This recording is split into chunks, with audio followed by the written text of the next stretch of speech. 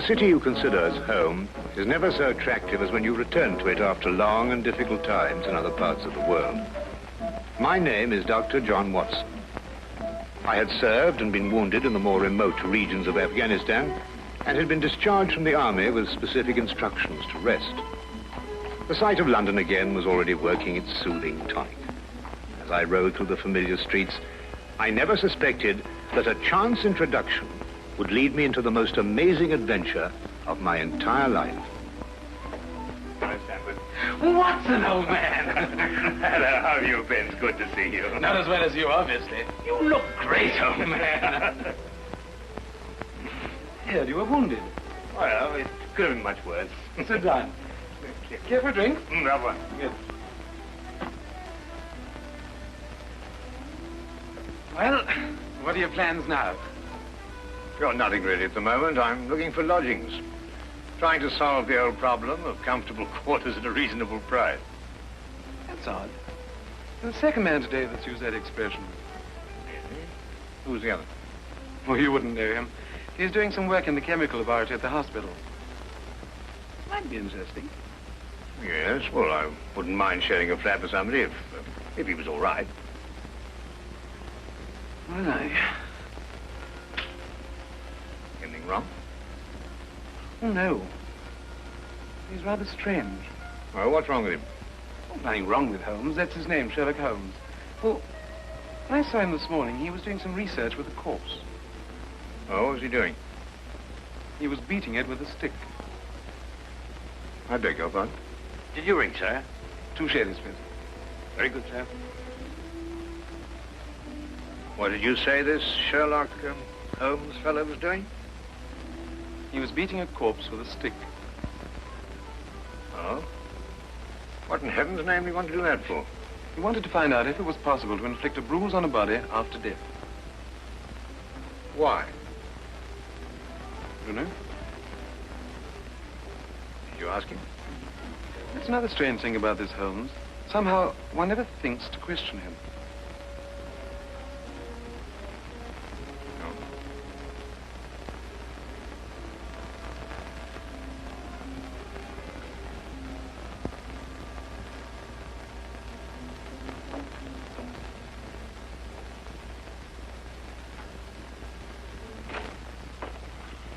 It really works.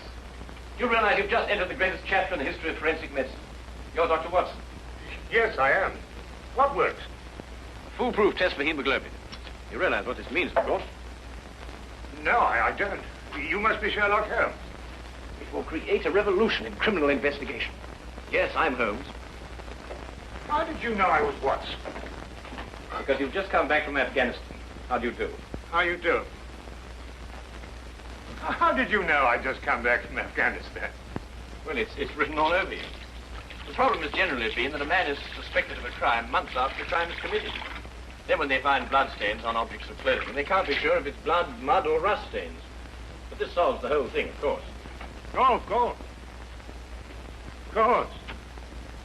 Stamford told me you're looking for someone to share a flat you'd found. You know, if this test had been in existence a year ago, it would have meant that von Bishop of Frankfurt would most certainly have been hung. And that goes for Mason of Bradford, Muller, and O'Fay, naturally. Naturally. Who are these people? Did you know, I'm delighted to meet you, Watson. I think you'll like the flat. It's in Baker Street, by the way. Oh, we could pop round this afternoon and have a look at it if you care. Yes. Oh, yes, rather. I'd like that. Good. Did you mind if I play the violin? No, go right ahead. No, I don't mean now. I mean when we're sharing the flat. Oh, no, of course not. I like a bit of good music. Oh, good. I'm not very good. Oh. Tell me, Holmes. Yes. How did you know I just got back from Afghanistan? Well, it's obvious. Now, that's what you said before. It isn't a bit obvious. You're a doctor, that much we know. But with the air of a military man, therefore an army doctor. You've acquired a sunburn. I know it's not your natural color because your wrists are white. Your eyes tell me that you've recently been ill. I'd say some sort of tropical fever. You use your left arm stiffly as though you've sustained a wound. Now the problem becomes, where would an army doctor have contracted a fever, sustained a wound? The answer, my dear Watson, is in the present campaign in Afghanistan, naturally. Naturally. Of course, it's obvious. Naturally. Weeks examined the rooms at 221B Baker Street that afternoon and promptly moved in on the following day. I had, at this point, known Sherlock Holmes for only 24 hours. But the man's fantastic powers of perception, coupled with the almost unpredictable personality I'd ever encountered, kept me in a state of constant surprise when I wasn't being shocked. It was unbelievable, the things he knew and the things he didn't know. Now, really, my dear Holmes, you mean to tell me you didn't know that the Earth moved round the sun? Really? But every schoolchild knows that. Well, now I know it, too. And I shall promptly proceed to forget it. But why? Yes. Why? Why should I remember it? Well, because it's a natural phenomenon.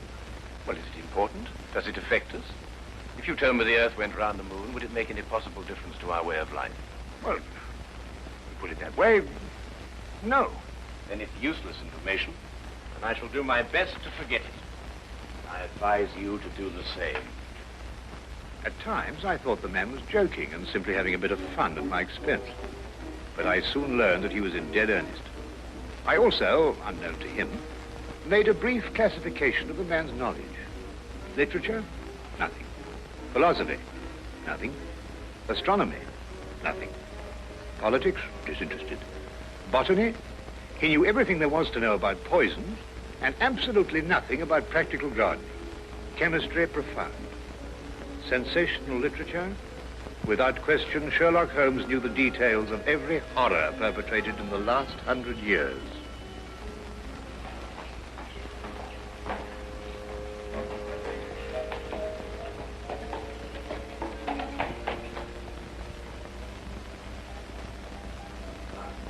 I believe we have a visitor.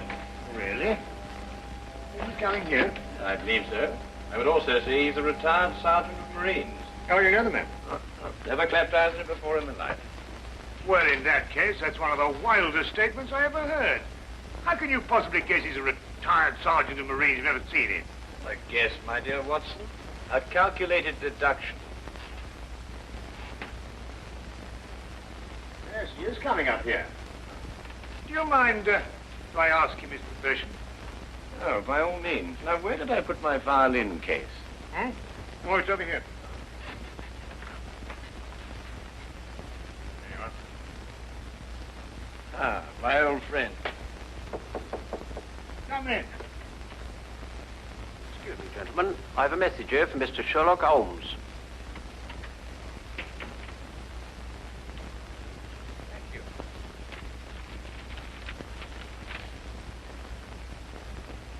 Excuse me. Sir? Do you mind telling me your occupation? Not at all, sir. I'm a civil servant employed by the police department. Thank you. I just wondered. Not at all, sir. How long have you been with the police department?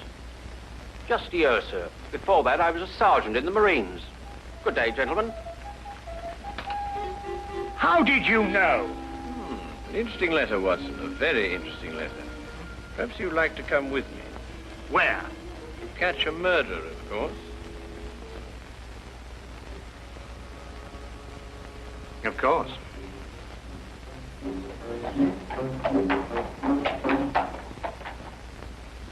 How did you know that that man was an ex-sergeant of Marines?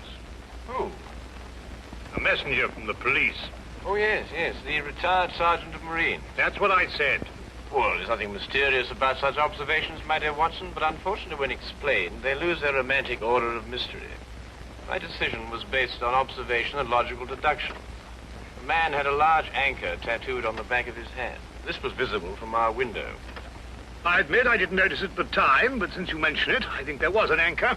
Oh, there was indeed. He also wore regulation sideburns and had a slight nautical roll. Thus, I judged him a Marine. Oh, guess, I grant you, but only a refinement of guesses one makes every day. Don't be so disgruntled, Watson.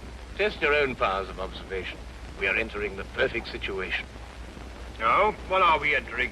A house that holds a murdered man.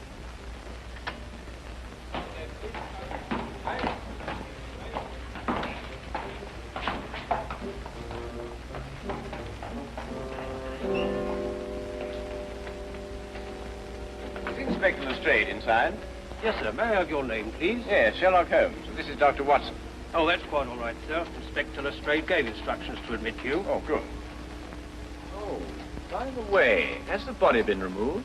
No, sir, but the medical examiner's just gone. Oh, thank you. Let's hope they haven't moved things about too much. The police forces of the world seem to have an organized science of messing things about. Oh, I wouldn't say that, Holmes.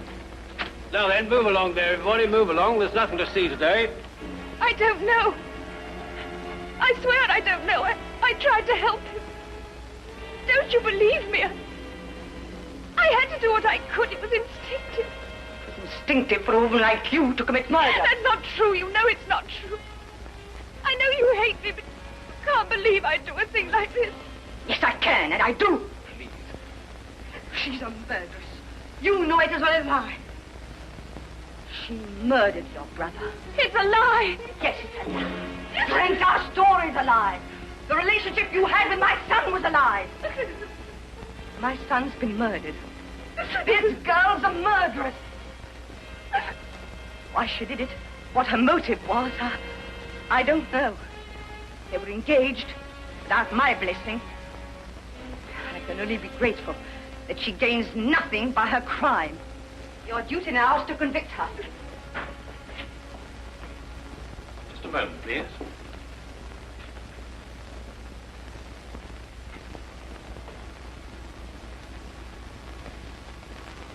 Notice the angle of incision, Watson. Yes. Well, the force of the blow and the general penetration of the upper region of the chest. How long would you estimate before loss of consciousness? Well, it's difficult to say. 30 seconds? Minutes? Oh, between the two. I see. And death? Shortly thereafter. 2 minutes? 3? 3 or 4, I'd say. Thank you, Watson. All right, take him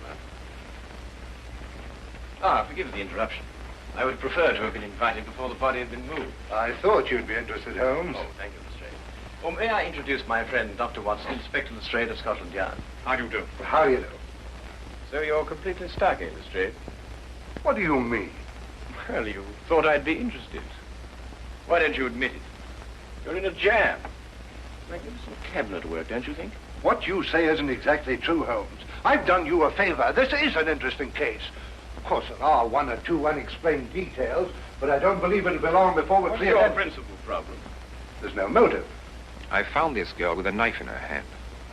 And my brother lying dead on the floor. I found Peter on the floor. I tried to help him By stabbing him? by removing the knife. Anybody would have done the same thing. I love him. Oh, my dear young lady, there's no cause for you to alarm yourself. No one's accusing you of, of what happened. This would be a clear-cut case if only she had a reason for murdering him. There happened to be a policeman outside the house during the murder, and he said that no one came in except her. Well, what about the others? Who benefits by her death? Well, no one. The estate was left in such a way that if he died before he married, everything went to charity. My dear Inspector Lestrade, he didn't die before he married. This young lady and the man whose body was carried out of here had been married for at least a week. In the event of his death, I imagine everything passes to her.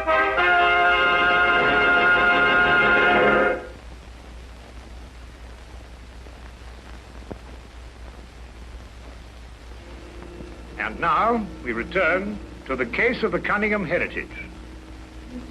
How did you know they were married? Weren't you?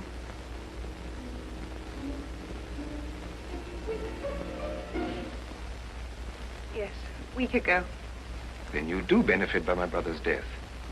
You're his heir. I don't know if I am or not. I only know I didn't kill him. I swear I didn't. Where were you married? We went down to Brighton last weekend. Well, why didn't Peter say anything about it? I don't know. He asked me not to say anything, so of course I didn't. I'm afraid, young lady, I'll have to ask you to accompany me to headquarters. Sam.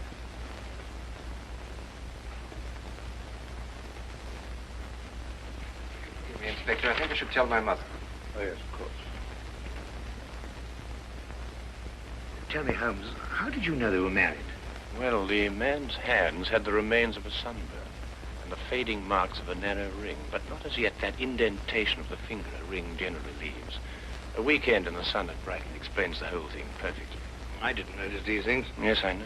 The young lady's hands were also sunburned, and to the same degree. Then the case is solved. Yes, it would appear so, wouldn't it? What are you looking for? How do you see that? What? Here, use this. Why, that's only the cut in the carpet. Yes, but it's a fresh one. Yes, but what does it mean? That's a good question. We'll stop looking for clues now, Holmes. Ah, you solved the case then? Completely. Oh, splendid. Seems this girl had a record. 9 months in the woman's prison in Holloway, from the 21st of February, 1892, to the 21st of November, 1892. She was employed as a governess and convicted for stealing £300 from her employer. It's quite true. I knew you'd find out sometime. I made a mistake 5 years ago, but I paid for it. But Peter knew all about it before we were married. I never tried to hide it from him. You didn't know what else you had in mind. I had nothing else in mind except that I loved him. I'm afraid I must ask you to go with the office on this. Rather, madam.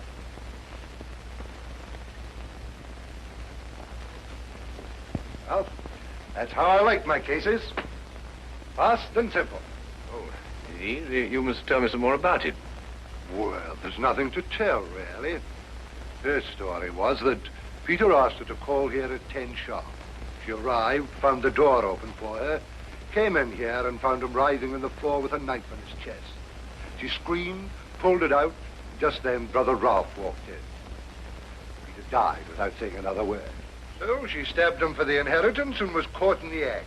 Simple. Well, falling off a log. Couldn't be simpler, could it, Watson? I still think it's a tragedy. Yes, but my job, Dr. Watson, we run up against it all the time. Cigar? No, thank you. Well, I suppose you've had some amazing adventures.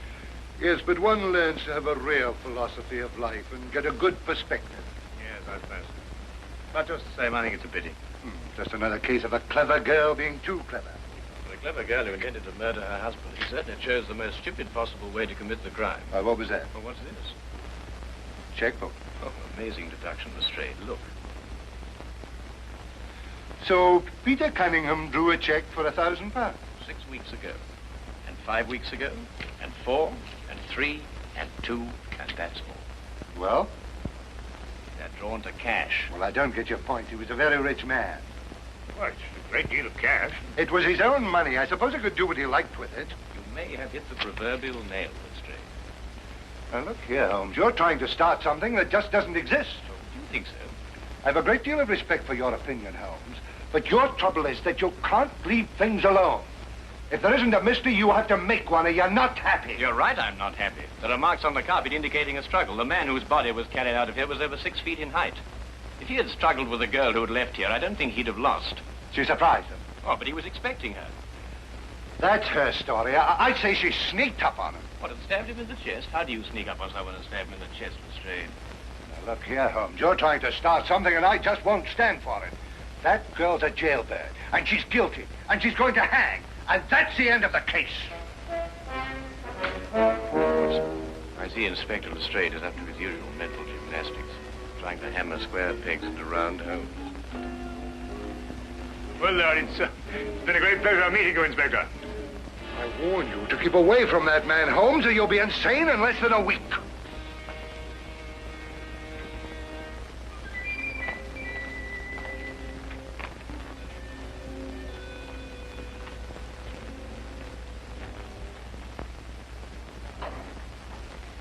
What time is it? Oh, 10:30. Perhaps you'd like to take a little stroll with me. Why? I'd like to investigate this afternoon's affair a bit further. Oh, yes.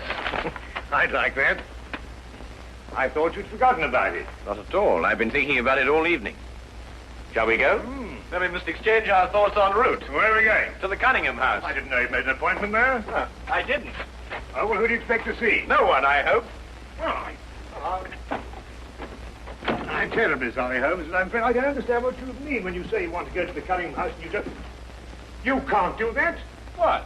Well, you can't break into the house. Why not? It's against the law, that's why not. Why, if we're caught... That's it. What is? If we're caught. But that makes no difference. It makes no difference at all. The thing is, if we're caught, it's against the law.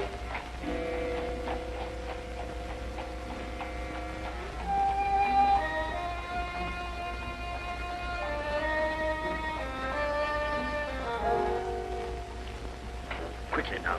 But look, Holmes, we can't... Come on.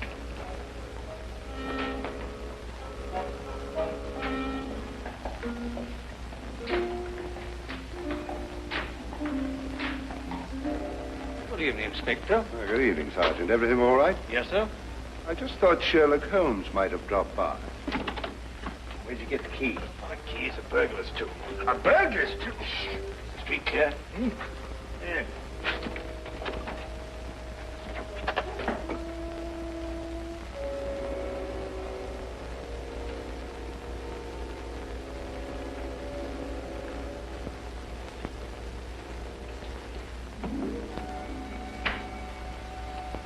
How do you know he's out? Because I had a spy watching the house. Go through that cabinet. What am I looking for? Oh, papers, bank statements, anything to indicate passage of money from Peter Cunningham's account. Go on.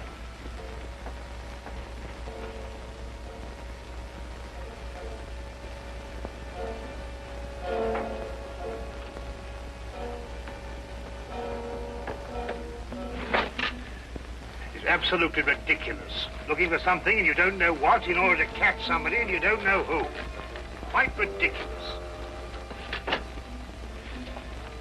Nothing over my side. Keep looking. Who do you think's got it? Whatever it is we're looking for. Why did Peter Cunningham try to hide the fact of his marriage? A week or a month would remain indifference as far as his mother was concerned. She would never have consented to his new bride anyway.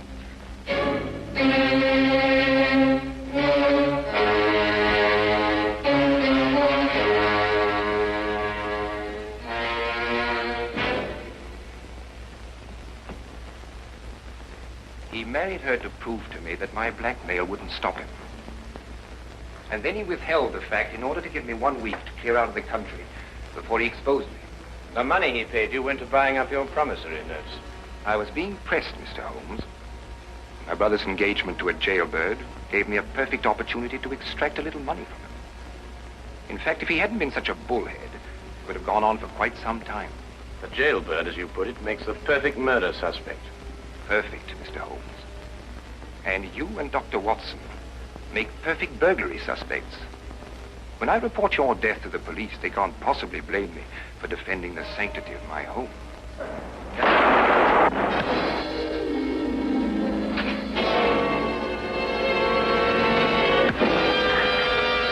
Well done, Watson. Oh, I could have done a bit better, only it was my bad shoulder. Quite all right, Watson. Think no more about it. So that's our murderer. Yes, the only possible one, of course. Only a man could have struck that blow. Peter died, as you say, within 3 or 4 minutes. And there was a bobby outside the whole time. Yes. Crystal clear. Oh, it's completely obvious. Well, what do we do now? What's going on here? Who fired that shot?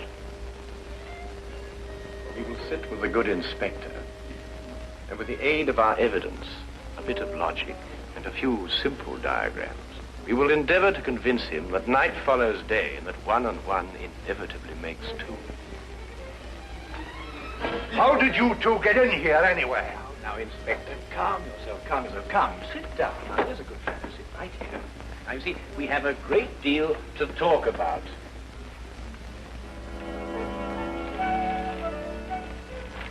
Also present with Inspector Lestrade was Dr. John Watson and a personal friend of the inspector's, Mr. Sherlock Holmes. This is ridiculous. It's fantastic. This isn't the way it happened at all. This will revolutionize investigation, Watson. This whole account is a lie. Fingerprints, Watson. That's the coming thing. Oh, nonsense. What are you going to do about this? A bit more research. Here, give me your fingers on this sheet of paper. Oh, were you going to sit there with these disgusting little smudges and let them get away with this? Beg your pardon? Well, I won't. They're going to hear from me. Brilliant Inspector Lestrade, indeed. Why, it took you 3 hours to convince that bonehead. I don't know. Never in mind his eyes by her. That lady was innocent.